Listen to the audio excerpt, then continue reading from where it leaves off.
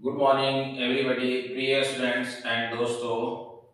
15 मार्च 2026 को भारत का सबसे ऊंचा साहित्य का पुरस्कार ज्ञानपीठ पुरस्कार से सम्मानित किया गया है। और वह तमिल कवि हैं, लेखक भी हैं और गीतकार भी हैं। और तमिल के जो इस व्यक्ति को दिया गया आर, इनका नाम मैं यहाँ लिखा हूँ, देखिएगा, आर वेरा मिथु को दिया गया है।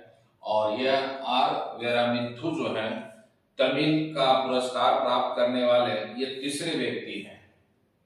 इससे पहले तमिल के 2 कवि को ज्ञानपीठ पुरस्कार दिया जा चुका है। और ज्ञानपीठ पुरस्कार का गठन 1961 में किया गया था और 1965 से ज्ञानपीठ पुरस्कार वितरण किया जा रहा है। और ज्ञानपीठ पुरस्कार बहुत ही इम्पोर्टेंट है, भारत का सबसे ऊंचा साहित्य का पुरस्कार है। और यह पुरस्कार प्रतिवर्ष भारत में उत्कृष्ट योगदान जो साहित्य के क्षेत्र में करते हैं, चाहे वह किसी भी भाषा का हो, उन्हें यह पुरस्कार से सम्मानित किया जाता है। और ये इस पुरस्कार की एक खासियत है कि यह पुरस्कार मरणोपरांत नहीं दिया जाता है और उसमें भी यह पुरस्कार केवल भारत के नागरिकों को दिया जाता है।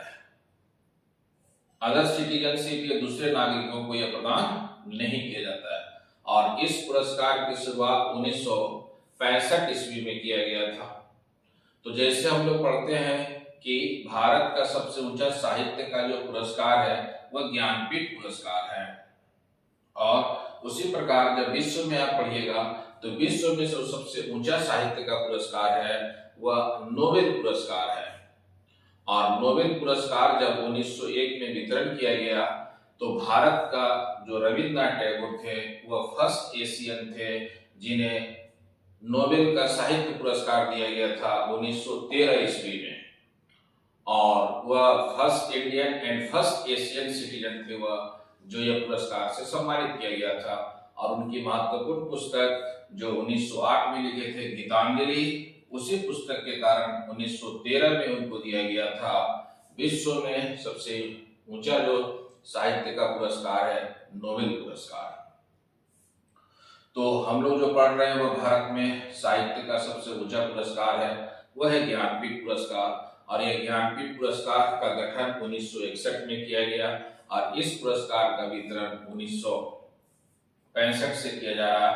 और पहला पुरस्कार 1965 में दिया गया मलयालम कवि थे जी शंकर कुरुप को दिया गया था। और इससे पहले 2025 में जो पुरस्कार दिया गया था वह छत्तीसगढ़ के प्रथम हिंदी साहित्य के लेखक थे जिनका नाम था विनोद कुमार शुक्ला, उनको यह पुरस्कार दिया गया था। मैं यहाँ लिखा हुआ भी हूँ, जिनका 59 ज्ञानपीठ पुरस्कार दिया गया है। तो ज्ञानपीठ पुरस्कार के संबंध में हम लोग देखते हैं, ज्ञानपीठ पुरस्कार इंपॉर्टेंट है। इस पुरस्कार के तहत कितना राशि दिया जाता है और इसके राशि के साथ साथ और क्या दिया जाता है उसके विषय में थोड़ा मैं बोर्ड पर लिखा भी हूँ, उसी को मैं आपको पढ़ता हूँ जो लिखा हुआ है। एक तो ज्ञानपीठ पुरस्कार का गठन मैंने क्या बोला 1961 में किया गया और अभी जो 2025 का अवार्ड दिया गया वह 60वां अवार्ड है ज्ञानपीठ पुरस्कार। ज्ञानपीठ पुरस्कार की शुरुआत 1965 से है और अभी जो दिया गया 15 मार्च 2026 को वह 60वां ज्ञानपीठ पुरस्कार दिया गया है तमिल कवि। और तमिल कवि जो है वह तीसरे तमिल कवि है, वो एक कवि भी है, एक लेखक भी है और एक गीतकार भी है। A.R. रहमान के साथ उनका बहुत सारे गीत लिखा भी गया है, गीतकार उनके साथ गाया भी गया है, इसीलिए इंपॉर्टेंट है जिन्हें दिया गया है। और ज्ञानपीठ पुरस्कार भारत का सबसे पुराना तथा सर्वोच्च साहित्य सम्मान है। यह पुरस्कार प्रतिवर्ष अंग्रेजी और विभिन्न भारतीय भाषाओं में भारतीय साहित्य के क्षेत्र में उत्कृष्ट योगदान के लिए दिया जाता है।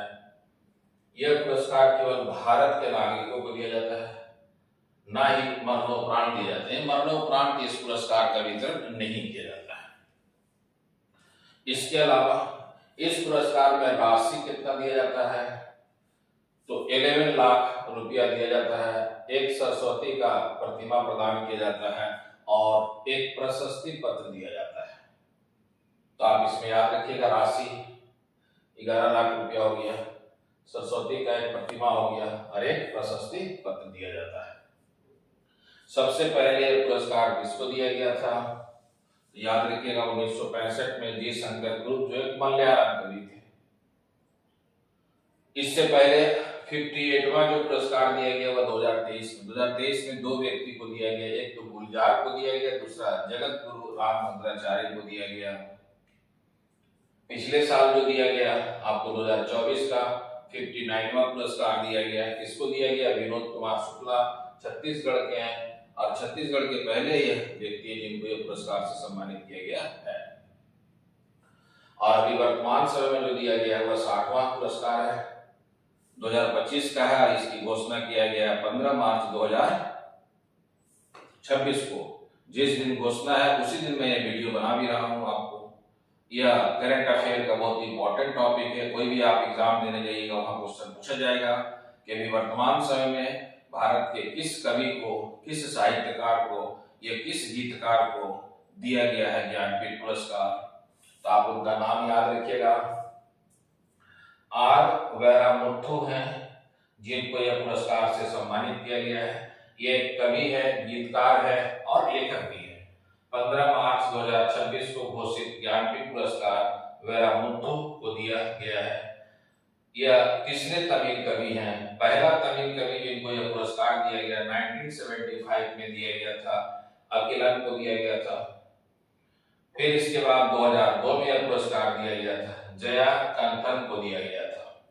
तो आप याद रखिएगा इससे पहले यह पुरस्कार प्राप्त कर चुके हैं 1975 में पहला तमिल कवि अकिलन और 2002 में जया कंथन को दिया जा चुका है। अब आर वेरामुथु के थोड़ा सा उनका बैकग्राउंड जान लेते हैं। इनका जन्म हुआ 13 जुलाई 1953 को थेनी जिला में तमिलनाडु में हुआ है।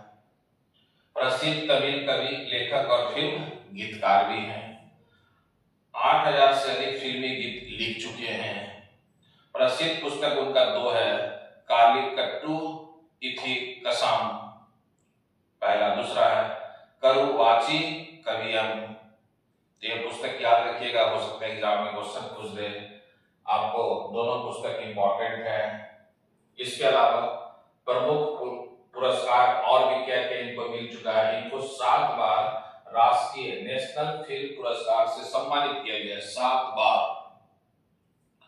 दूसरा, इनको साहित्य अकादमी पुरस्कार 2003 से सम्मानित किया गया।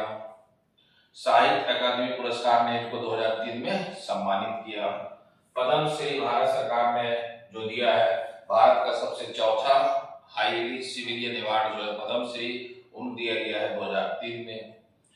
2014 में इनको दिया गया दूसरा, आपको कह सकते हैं तीसरा हाईली सिविलियन अवार्ड है, पद्म भूषण दिया गया है जो सबसे इंपॉर्टेंट है। तो इनके विषय में हम लोगों ने अन्य पुरस्कार भी देख लिए और आज 15 मार्च को वीडियो में बना रहा हूँ और उसी समय इंपॉर्टेंट है जो ज्ञानपीठ पुरस्कार दिया गया है। अब आगे में आने वाला करंट अफेयर में आप याद रखिएगा जो इससे पहले किसको दिया गया है, तो आप याद रखिएगा विनोद कुमार शुक्ला को दिया गया।